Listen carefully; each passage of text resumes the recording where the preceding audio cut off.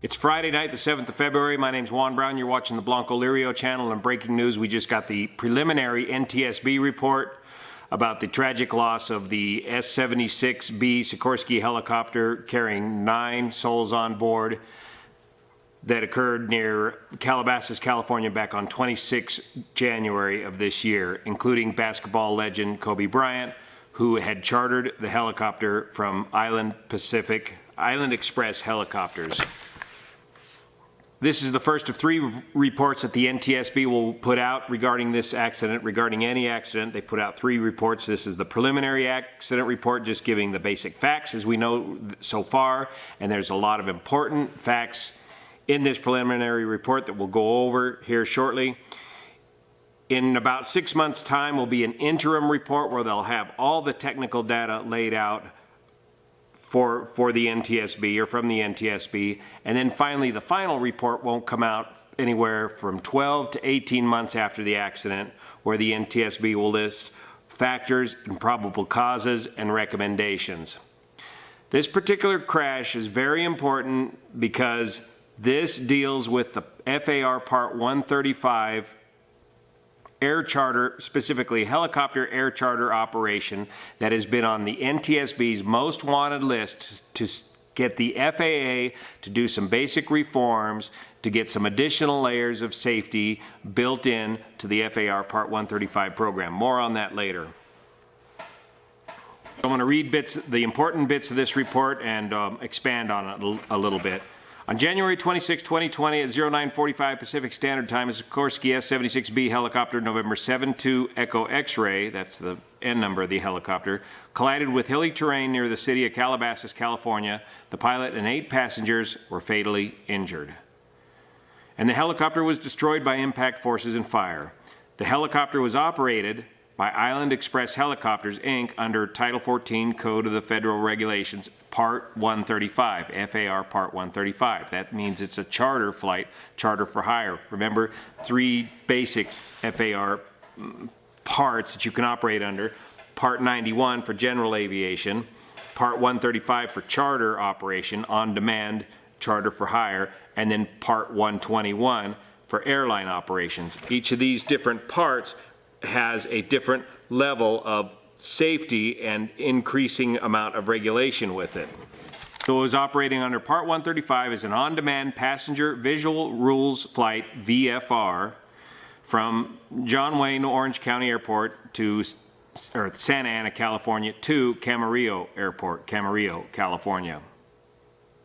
VFR, or visual flight rules, means basically this flight is supposed to operate with at least 3 miles visibility. The pilot in command needs to retain visual contact with the ground at all times and remain clear of clouds. Now, for helicopter operations, these requirements can drop down to as low as 1/2 a mile while using special VFR provisions. We'll talk about that in a second. But at all times, the pilot needs to remain in visual contact with the ground under VFR, visual flight rules conditions. All significant components of the helicopter were located within the wreckage area, and I'll post some pictures. Examination of the main and tail rotor assemblies found damage consistent with powered rotation at the time of impact. In other words, it looks like the engines were producing power.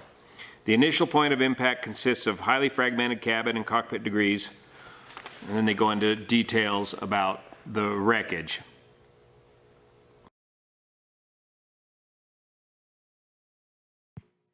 The yellow line represents the trajectory, and at a heading of 025 degrees tends to indicate a continuously tightening turn to the left as the helicopter descended.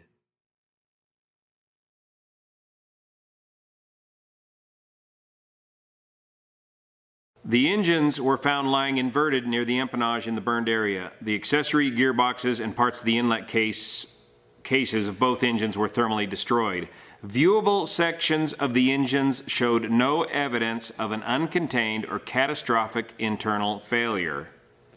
The number 2 engine first stage compressor blades exhibited tip curl in the direction opposite of rotation, consistent with powered rotation at the time of impact. The engines were recovered for detailed disassembly examination. All the wreckage has been recovered, and they're going to further investigate this wreckage in much greater detail. But that preliminary information seems to indicate that the engines were operating normally.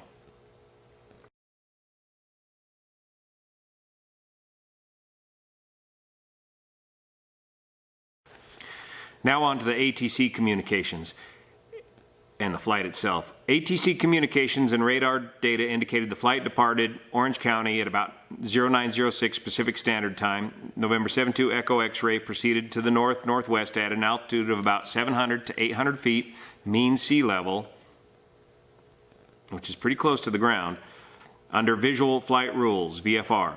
At 0920, as the aircraft neared the Burbank Class C airspace, that's the tower-controlled airport at Burbank, the pilot requested to transition the area along Highway 101. The current Burbank weather observation reported instrument flight rules, IFR conditions. In other words, it was less than 3 miles of visibility at Burbank Airport. In response to the pilot's request, the air traffic controller advised that the cloud tops were reported at 2,400 feet MSL and queried the pilot's intentions. So now the pilot has a clear sense of where the tops are of this weather, and that's going to play out here in a minute. It's clear above 2,400 feet MSL. The pilot then requested special VFR clearance, and that's the ATC authorization to proceed in controlled airspace at less than VFR weather minimum. So he's able to proceed through this tower-controlled airspace with a half a mile visibility as long as he remains clear of the clouds and remains within visual contact of the ground. He has to hold there for a while, remember, for the IFR arrivals, the instrument arrivals into Burbank. The air traffic controller advised the pilot would need to hold for a short time due to IFR traffic, which the pilot acknowledged at 0932. ATC cleared the pilot of 72 Echo X-ray to transition the Class C surface area following the I-5 freeway, maintaining special VFR conditions at or below 2,500 feet. Remember, the tops of the clouds are at 2,400, but the bases of the clouds are about 1,100 feet. The pilot acknowledged with a correct readback and climbed to approximately 1,400 feet MSL, that's 600 feet above the ground. In response to query, the pilot replied to Burbank ATC that he would follow the Highway 118 and loop around Van Nuys Airport and follow 101. ATC acknowledged and coordinated. At 0939, as November 72 Echo X-ray was passing west of Van Nuys at 1,500 feet MSL, the Van Nuys controller asked the pilot if he was in VFR conditions. The pilot replied VFR conditions 1,500. The Van Nuys controller advised him to contact SoCal, that's what we call the ATC facility, Southern California Terminal Radar Approach Control, for radar advisory services. So when you hear me say SoCal, I'm talking about ATC. The pilot reported to SoCal that the flight was going to Camarillo at 1,500 feet MSL, above sea level. The SoCal controller advised that he would not be able to maintain radar contact at that altitude, and he thus terminated services. So he can't get a decent enough radar picture of the helicopter to give him VFR flight following and help him along his way. The SoCal controller was subsequently relieved by a different controller at 0945.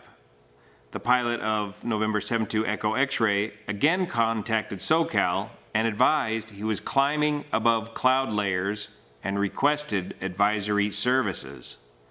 The second controller was not aware of the aircraft as services had been previously terminated, so he asked the pilot to identify the flight.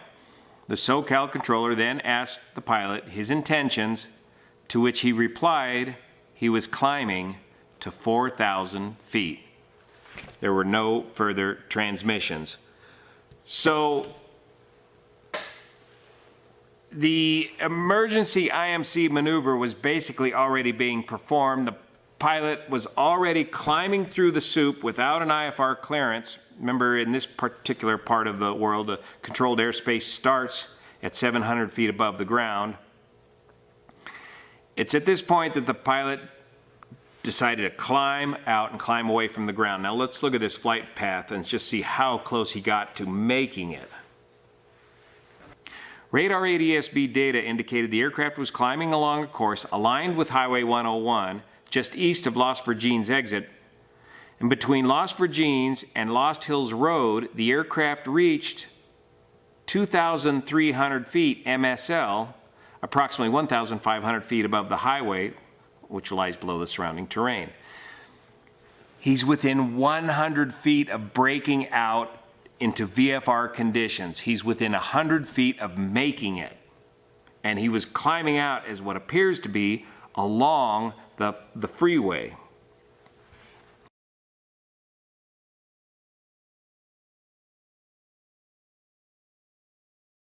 The aircraft reached 2,300 feet MSL, approximately 1,500 feet above the highway, and began a left turn.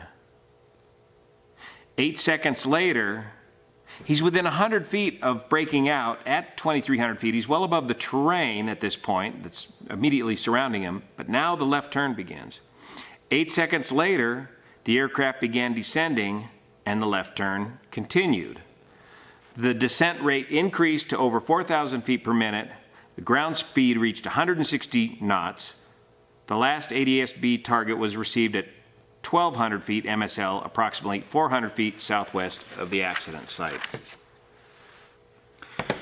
So this whole left hook thing appears to be all part of the loss of control of the helicopter. He was flying straight along the Highway 101, climbing up to nearly 2,300 feet, and then within 100 feet of breaking out, he begins to this left turn and then descending and continuing to tighten up that left turn all the way to the point of impact. So this kind of blows out the theory of, was he looking for a landing spot? No, he was already climbing through the soup without an IFR clearance, without a clearance, in an effort to escape. Now let's hear from this compelling eyewitness account. Videos and photos taken by the public in the area of the accident also depict fog and low clouds obscuring the hilltops. Figure 5A was taken by a witness on a mountain bike trail about 0950. It's about 5 minutes after the accident.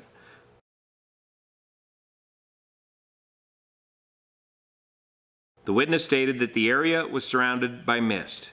He said he began to hear the sound of a helicopter, which he described as appropriate for a helicopter flying while in a powered condition. He perceived the sound getting louder and saw a blue and white helicopter emerge from the clouds, the bottom of the clouds, passing from left to right directly to his left.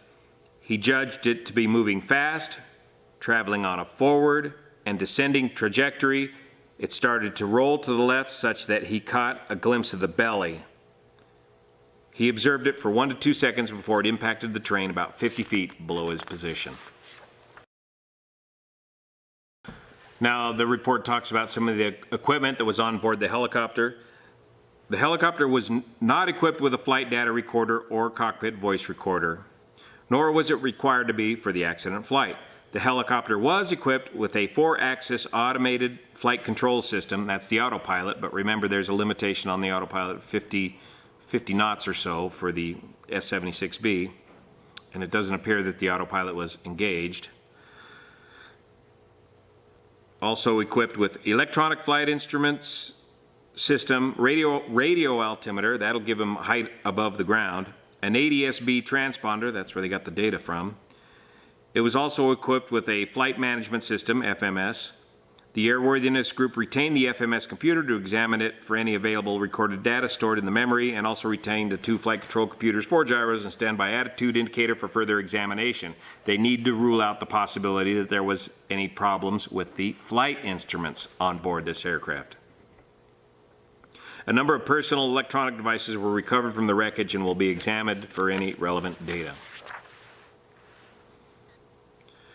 Maintenance on the helicopter. Maintenance records shows the helicopter had 4,716 hours at the time of the accident. There were no outstanding airworthiness directives or minimum equipment list items, and all inspections were up to date.